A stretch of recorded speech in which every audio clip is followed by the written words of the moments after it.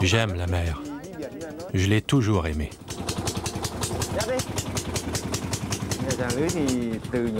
Mon métier, je l'aime depuis que je suis tout petit. Si je ne l'aimais pas, il y a longtemps que j'aurais abandonné.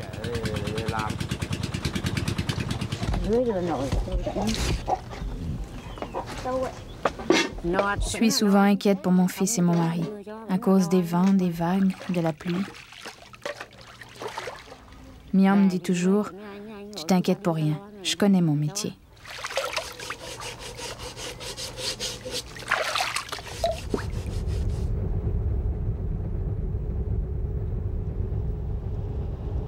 La baie de Halong, dans le golfe du Tonkin, un des joyaux du Vietnam. En saison, Mian vient y pêcher la langouste, la pêche la plus rentable, mais aussi la plus compétitive et la plus onéreuse du golfe. Les filets sont fragiles et les remplacer coûte cher. Pendant tout un mois, il vit sur sa barque de 1,50 m sur 3 mètres sans jamais revenir à son port. Le reste du temps, il étend son filet une cinquantaine de kilomètres plus loin, au large de son village natal, Coi Nha.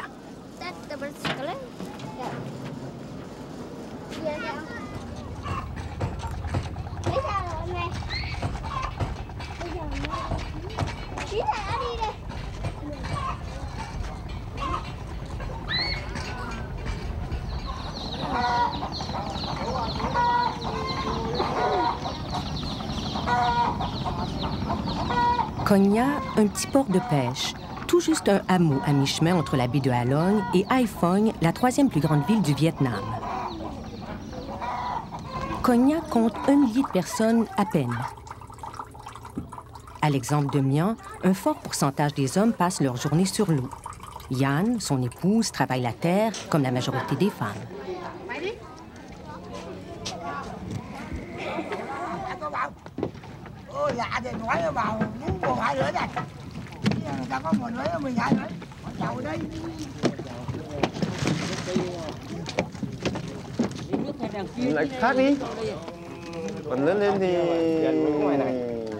Quand j'étais petit, ma mère travaillait dans la rizière. Mon père, lui, était ouvrier dans une cimenterie. Et ce n'est pas lui qui m'a montré mon métier de pêcheur.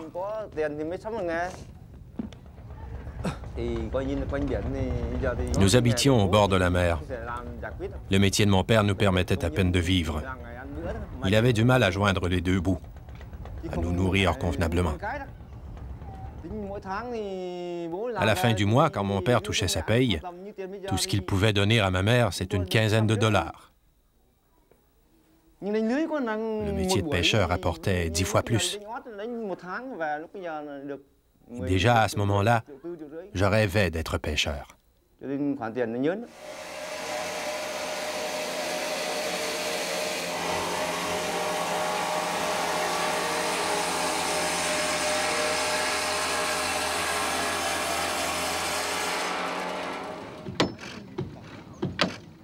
L'industrie de la pêche n'a pas beaucoup évolué au Vietnam ces dernières années. Malgré tout, les pêcheries emploient 10 % de la main-d'œuvre totale du pays. C'est plus d'1 million d'individus. La pêche maritime occupe à elle seule quelques 800 000 travailleurs.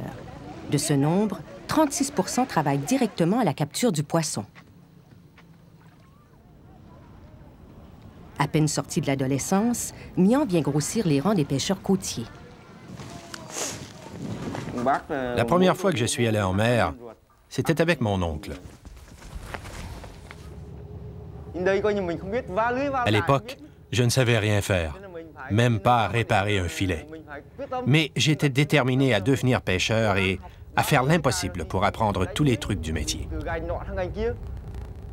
Je me disais que dans quelques années, j'allais être capable de prendre la mer tout seul. Après tout, j'étais un homme comme lui.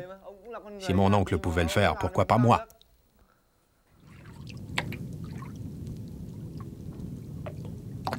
Mian a réussi à se procurer un vieux filet. Il commence modestement. Il adore se retrouver sur la mer, mais bientôt, la pêche passe au deuxième rang de ses préoccupations. Je commençais à m'intéresser aux filles. Si je voyais une jolie fille, je tentais de faire connaissance, de m'en faire une amie, dans l'espoir aussi de développer, peut-être, une relation plus sérieuse.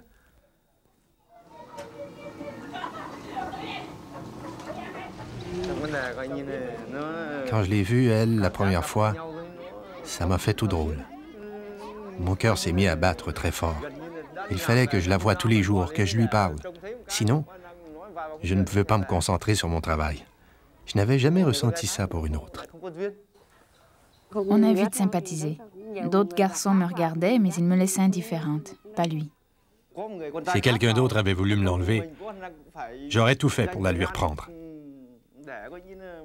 J'ai dû y mettre le temps pour gagner son cœur. Ça n'a pas été facile.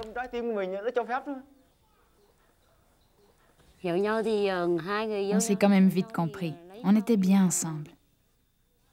Peu après, on s'est mariés.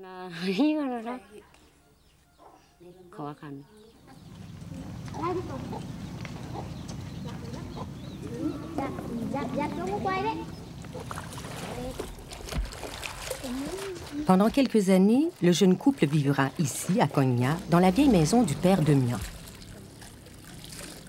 Peu après, un conflit éclate entre le Vietnam et la Chine. Plusieurs paysans d'origine chinoise fuient le Vietnam par crainte de représailles. Yan et Mian, comme bien d'autres de leur village, sont alors invités à partir cultiver les terres abandonnées par les fuyards. Le Vietnam a besoin de riz. On nous a confié des terres et des buffles. Beaucoup de terre. Il fallait travailler très fort. La vie était difficile. On n'avait pas une minute pour se reposer. On était obligé de produire beaucoup et pour ça, il fallait travailler sans arrêt. Ma femme et moi, on labourait la terre jusqu'à tard dans la nuit. Au moment du repiquage, il fallait être au champ avant le lever du soleil. C'était très dur, très difficile. On est resté là 3 ans. Finalement, on a pu revenir ici à Koh Nha. Quand on est revenu, la maison avait été détruite. Il ne restait qu'un bout de terrain rempli de mauvaises herbes. Il a fallu travailler très fort pour se réinstaller dans notre ancien chez nous.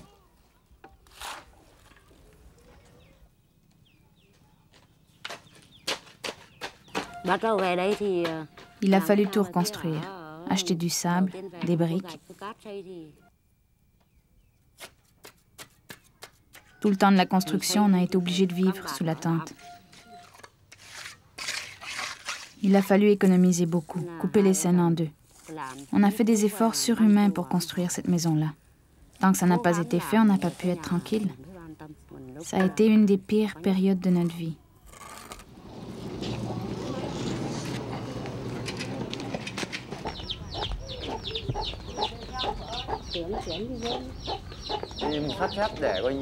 On s'était donné entre 3 et 5 ans pour construire la maison. Pour gagner l'argent nécessaire, ma femme était obligée de venir pêcher avec moi. Je n'avais pas les moyens de payer un employé. Plusieurs fois, j'ai eu peur des tempêtes, du vent, de la pluie. Plusieurs fois.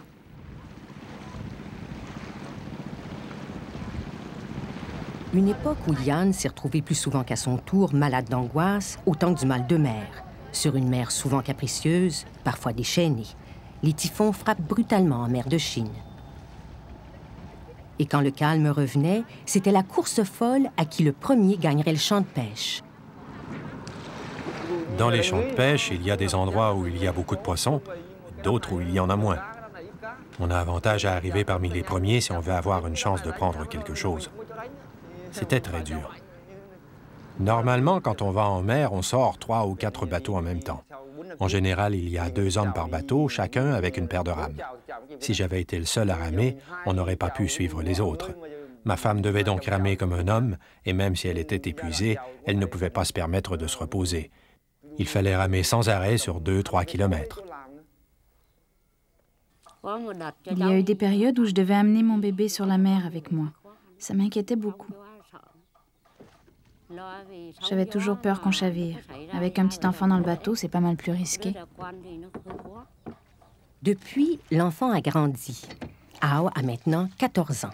C'est lui qui accompagne son père sur la mer une douzaine d'heures par jour, 6 jours par semaine, sur leur bateau en bambou tressé recouvert de goudron pour le rendre imperméable à l'eau.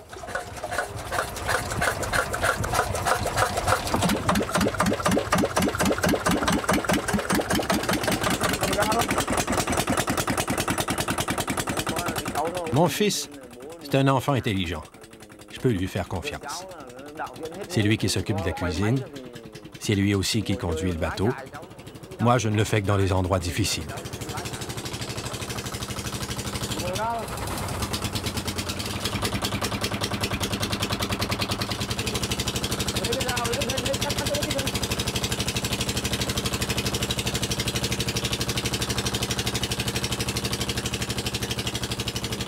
C'est un enfant qui est vif.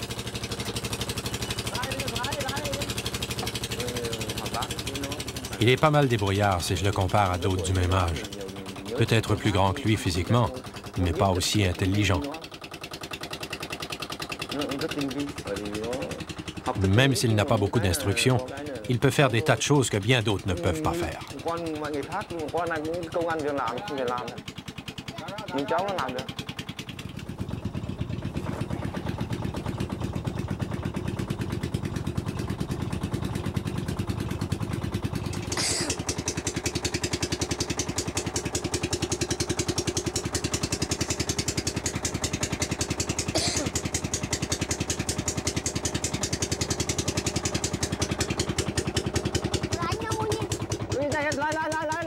À 14 ans, Ao connaît déjà les différentes techniques de pêche pratiquées dans le Golfe.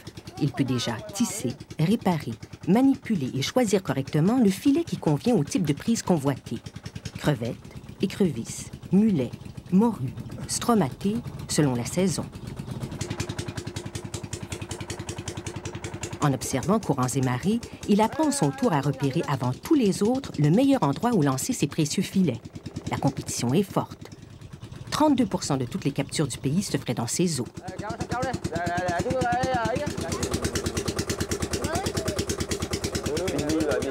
C'est mon fils qui vend les produits de notre pêche. Les poissons, les crevettes.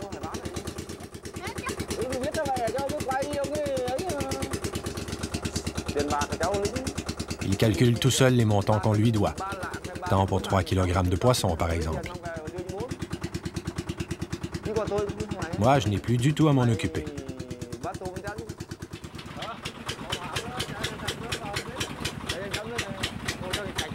On discute souvent de rentabilité ensemble.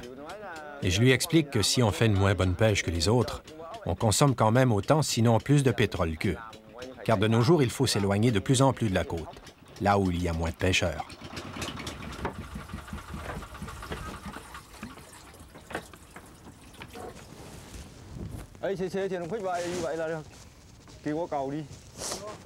Dans le golfe du Tonkin, il n'est pas facile pour les petits pêcheurs de s'éloigner beaucoup de la côte. La flotte de pêche vietnamienne comptait en 1994 près de 100 000 bateaux, les 2/3 motorisés. Mais 80 % d'entre eux sont équipés de tout petits moteurs. Ils n'ont pas la puissance requise pour la pêche en haute mer. Conséquence, toute la concurrence se livre sur la côte. En 1994, les pêcheurs vietnamiens ont capturé près de 880 000 tonnes de poissons, 24 % de plus qu'en 1990. Les ressources côtières en certains endroits sont exploitées jusqu'à saturation. Inquiet, le gouvernement songe à des mesures de protection et de prévention. Mais en a-t-il les moyens? Chaque province dispose d'1 ou 2 bateaux de surveillance tout au plus. Qui plus est, le nombre de pêcheurs pourrait quadrupler d'ici l'an 2000.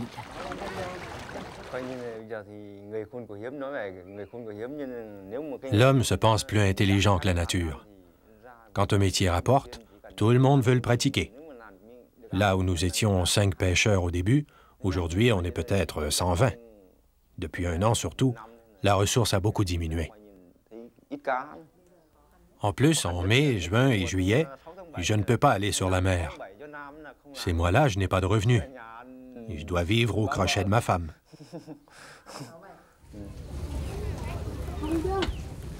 Vivre au crochet de Yann et souhaiter que ses chanderies rapportent suffisamment. Au Vietnam, la terre appartient à l'État.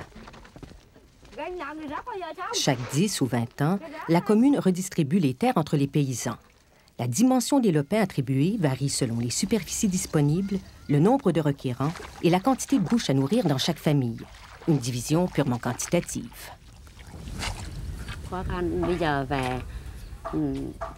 7 ou 8 ans après notre tour ici, on nous a distribué des terres, mais elles sont de mauvaise qualité et loin des sources d'eau. J'ai dû mettre beaucoup d'engrais, mais sans grand succès. Le riz ne pousse pas bien. Les premiers arrivés ont eu les meilleures terres. Eux, ils obtiennent de bonnes récoltes.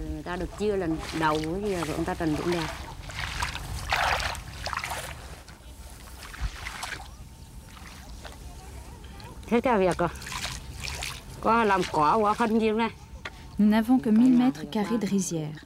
Ça nous permet de manger pendant 6 mois. Chaque récolte couvre 3 mois et on en fait 2 par année. Quand on travaille fort pour rien, c'est décourageant.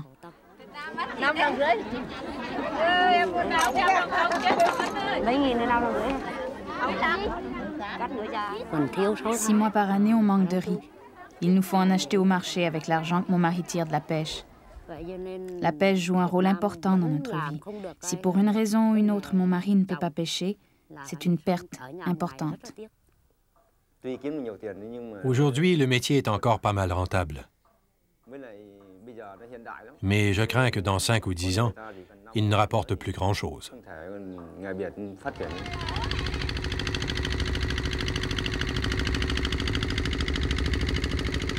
Nhan s'inquiète.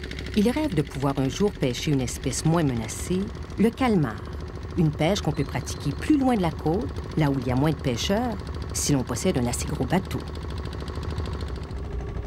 Le reflet des lumières dans l'eau agit comme un aimant et attire les mollusques. L'investissement pour un bateau capable d'affronter la haute mer est de 10 000 $. Ensuite, les coûts d'opération sont minimes comparativement à l'argent que dépense actuellement Nhan pour ses filets fragiles et dispendieux et pour son pétrole. Mais 10 000 $, c'est 50 fois le revenu annuel d'un Vietnamien, une somme hors de sa portée pour l'instant.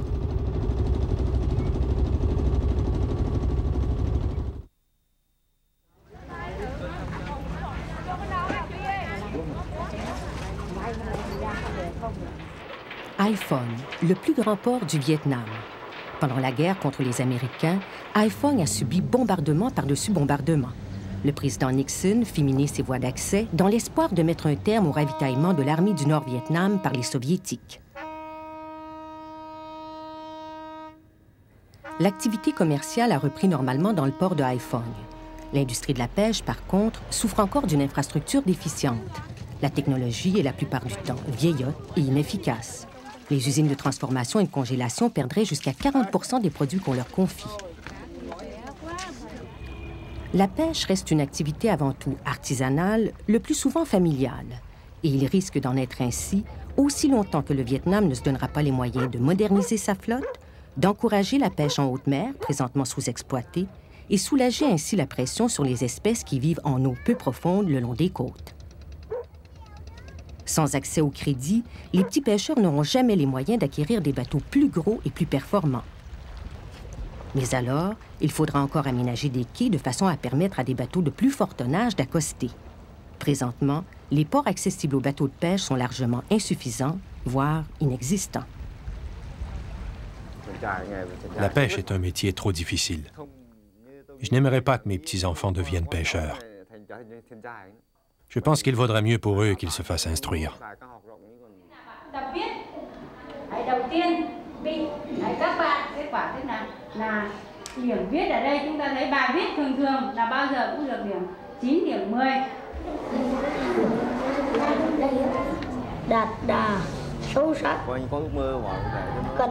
Mon plus jeune, j'aimerais ça qu'il fasse de longues études pour qu'il puisse plus tard trouver un bon travail. Un travail à son goût.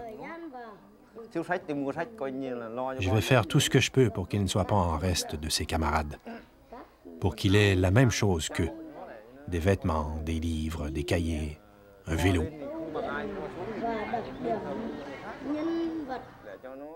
Je vais l'encourager dans ses études, et s'il a de bonnes notes, je vais le récompenser.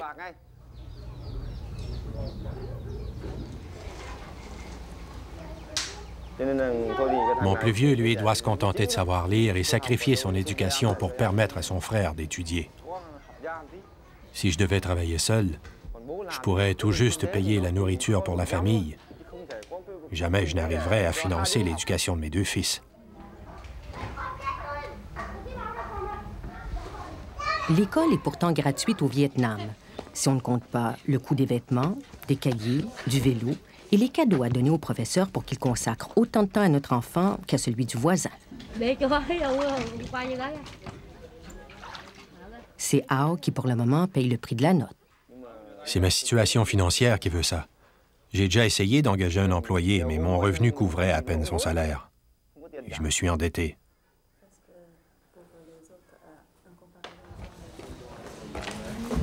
S'endetter pour les petites gens, c'était jusqu'à récemment confier son sort à des usuriers, à des taux d'intérêt exorbitants. En janvier 1994, Développement international Desjardins a répondu favorablement à l'appel de la Banque d'État du Vietnam. Il s'agissait d'apporter son expertise à la mise sur pied de petites caisses de crédit inspirées de l'expérience des caisses populaires au Québec. Le gouvernement du Canada a apporté son soutien financier au projet. 3 ans plus tard, près de 900 petits villages paysans peuvent compter sur leur caisse de crédit. Comme les 423 000 autres nouveaux sociétaires au Vietnam, Mian a déjà vu l'arrivée de sa caisse comme une occasion unique d'améliorer son sort grâce au crédit maintenant disponible à des taux d'intérêt raisonnables. Avant, j'empruntais de vieilles dames qui ont de l'argent. Pour un emprunt de 100 $ je devais payer 7 $ par mois d'intérêt. Pour 200 $, 14 $ par mois en intérêt seulement. 7 % par mois, c'est 84 % d'intérêt par année.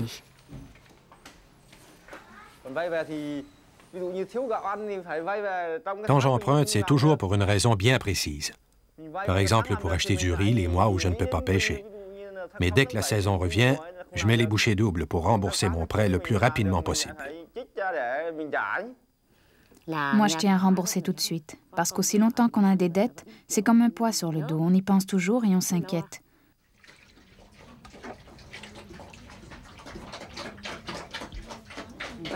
On a aussi profité de l'emprunt pour acheter des cochonnets. Quand ils ont grandi, je les ai revendus et j'ai remboursé la caisse. Grâce aux produits de sa vente, Yann a pu aussi acheter des vêtements aux plus jeunes pour l'école, des fournitures scolaires, un peu d'engrais pour ses champs et 2 autres cochonnets qu'elle revendra à profit le moment venu. La caisse de la commune est un précieux atout pour les agriculteurs et les pêcheurs de Cogna, même s'ils ne disposent pour le moment que d'un capital limité. Aucun prêt n'excède 1 300 $. Mais grâce à une gestion serrée, le réseau des caisses espère se mériter une participation financière de la Banque mondiale et de la Banque asiatique de développement. Un afflux de capitaux important pourrait faire en sorte que le rêve de Mian, un bateau de belle taille pour la pêche au calmar, devienne un jour réalité. Si mon mari n'était pas un gros travailleur, on ne ferait pas la vie qu'on fait maintenant.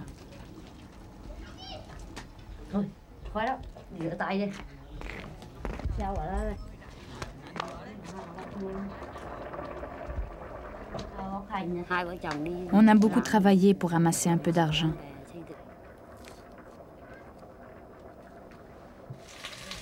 Tout ce que Mian a gagné, il l'a toujours consacré à sa famille. S'il perdait son temps à des jeux de hasard et qu'il dépensait inutilement, on n'aurait même pas le peu qu'on a.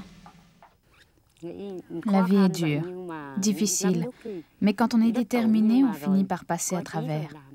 On va y arriver, c'est sûr, et on ne sera plus jamais triste.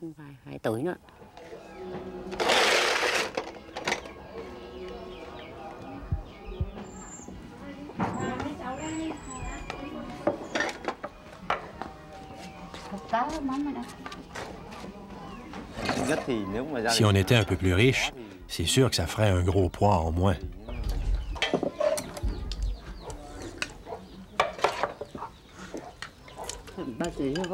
Au fond, ce qu'il y a de plus important pour moi, c'est qu'on soit bien, tous ensemble. Moi avec ma femme et les enfants avec nous. J'ai de bons enfants. Mes parents viennent aussi nous voir à l'occasion. J'aime bien qu'ils passent un moment avec nous.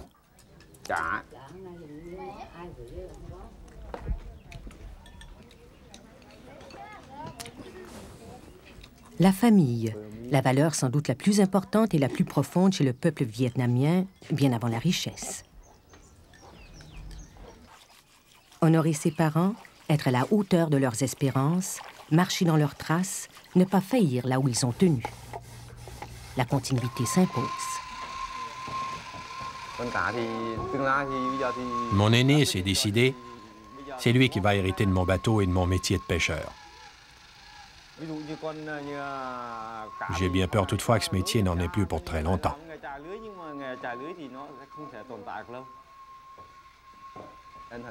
La seule chose qui m'attriste vraiment, c'est que j'ai dû le forcer à abandonner l'école à cause de nos difficultés financières. C'est la seule chose qui me rend triste.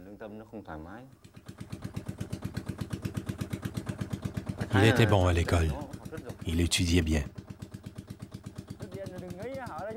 Parfois, quand je lui demande de travailler, il me dit « Pourquoi moi, je dois toujours travailler pendant que les autres vont à l'école? » Ces paroles me font mal. Comme père, ça me va droit au cœur.